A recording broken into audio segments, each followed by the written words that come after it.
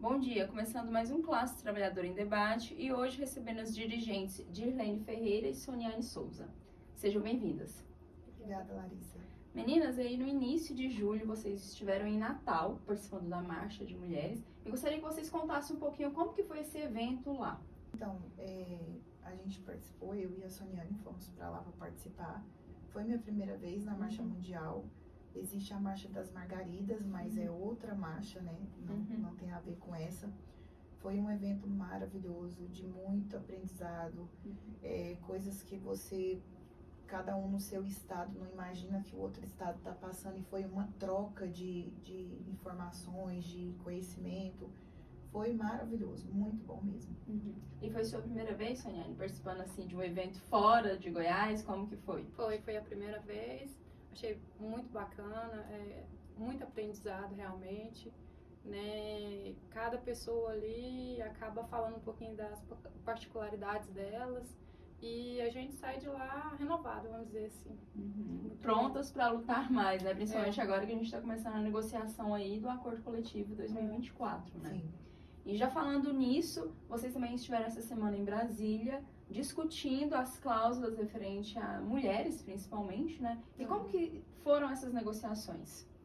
Então, como sempre, né, as negociações nos Correios, tudo dificulta, a gente ainda está na parte das cláusulas sociais, e no dia que eu e a Soniane, a gente esteve lá em Brasília, foi para discutir as cláusulas exclusivas das mulheres.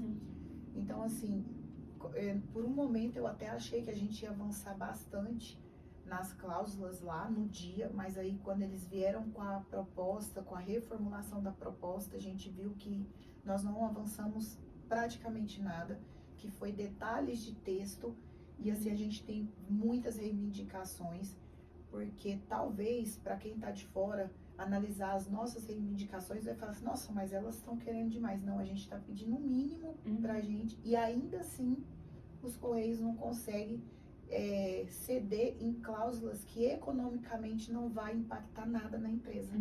E por ser cláusulas de mulheres, parece que sempre tem uma dificuldade maior, né? Sim, de aprovar e de fazer essas alterações, né? É importante falar para quem está assistindo que as alterações, né, as reivindicações, negociações, na verdade, são feitas cláusula por cláusula. Então, se lê aquilo, a representação dos trabalhadores fala o que precisa, o que precisa alterar, e depois a empresa vai falando se aceita ou não. É mais ou menos isso, né? Isso. Na verdade, eles não falam ali no ato da negociação.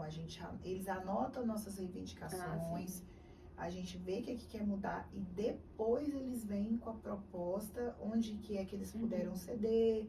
E quando eles vieram, que foi no outro dia, eu e a Soniane, a gente já tinha vindo embora, a gente não participou no outro dia.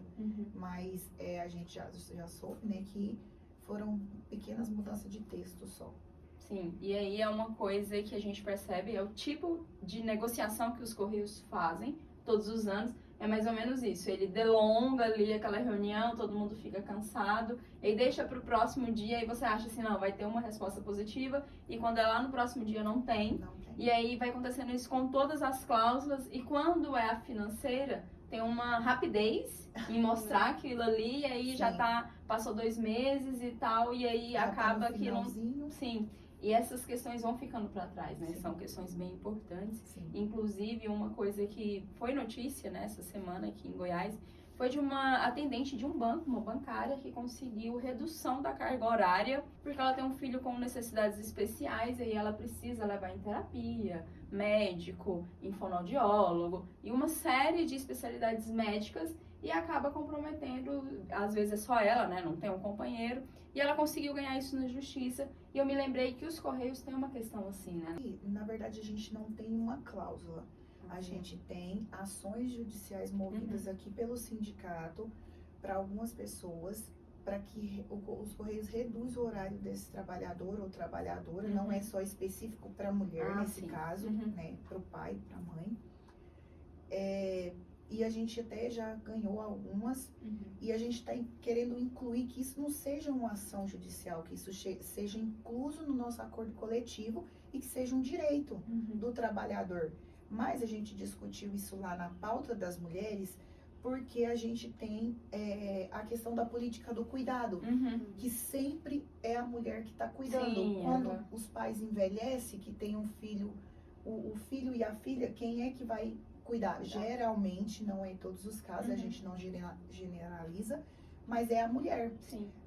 Quando vai levar o filho ao médico, geralmente a mãe, ela já nasce com isso, né, do cuidado, ela que quer estar lá. A própria sociedade também Então, coloca isso, né, de que é a mãe que tem que levar, a mãe que falta o trabalho. A filha que cuida. Sim. Então, assim, Soniane tem né, experiências em falar sobre isso, que sempre é a mulher que está ali cuidando. E a gente colocou na cláusula das mulheres, mas não é só para as mulheres essa redução. Para os homens. Porque se você tem um filho com necessidade especial, se você já tem um filho que não tem uma necessidade especial, já é trabalhoso você sair de casa, deixar alguém para cuidar, ou deixar em algum lugar, essa criança adoece.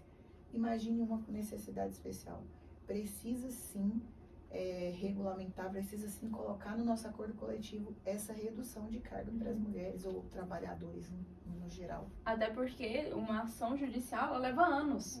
Exatamente. 2, 4 anos. E aí, dependendo do grau da doença, às vezes, né, infelizmente, não vai nem adiantar quando sair uma decisão favorável, né? Sim. Então, assim, colocando no acordo coletivo, né, Soniane, seria muito mais fácil o trabalhador conseguir isso, né, com maior agilidade e conseguir com que essa criança faça o tratamento adequado, né? Sim. E tem mais alguma outra cláusula que vocês se lembrem, assim, que foi importante e que também não teve nenhum avanço?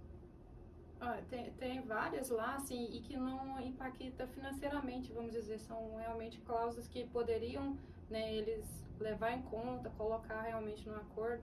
São coisinhas irrisórias, às vezes questão de transferência para uma mulher, né, questão de, às vezes, ela ter um filho igual, ter essa parte do cuidado e tal, facilitar para ela, mas ele sempre coloca assim, se tiver vaga, e nosso intuito não é se tiver vaga, é quando ela realmente precisar, ela ter uma preferência, vamos dizer, para poder questão de transferência. Teve a questão das mulheres no período menstrual, né? Sim. Teve essa questão do período menstrual, que seria 2 a 3 dias, né, nos seus primeiros dias de menstruação, ela poder ficar em casa. A gente até propôs, porque os Correios, ele exige que você tenha uma quantidade de cursos online, né? Então, a gente propôs que as mulheres utilizaria esse dia, por mais que ela esteja naquele momento, porque quem sabe o que é uma cólica menstrual, sabe do que a gente está falando sobre ter essa folga, e ela poder utilizar para fazer esses cursos, né? E quando a Soniane fala sobre a transferência, eu até me lembrei que a gente bateu muito na tecla também sobre a transferência para a mulher que sofre violência doméstica. Outro ponto muito importante. Sim, que teve um caso de uma trabalhadora, não me lembro agora o estado, onde o ex dela, o ex-marido, entrou dentro da agência dos Correios e bateu nela, espancou ela, violentou ela dentro dos Correios. E ela ficou afastada e depois ela teve que retornar para o mesmo local de trabalho. Então, o que a gente pede é que haja facilitado a transferência dela, independente se para onde ela precisa ir, tenha uma vaga. Porque nesse caso é uma vida, a gente não está falando só separou e quer ir embora. A gente está falando de um risco de vida. Sim. Então, assim, são tantas coisas que a gente pede e que não impacta economicamente para a empresa, e ela simplesmente está irredutível, não quer ceder em cláusulas econômicas. Então, vamos pensar o que quando chegar na parte de discutir mesmo nessas cláusulas econômicas, o que a gente vai ganhar?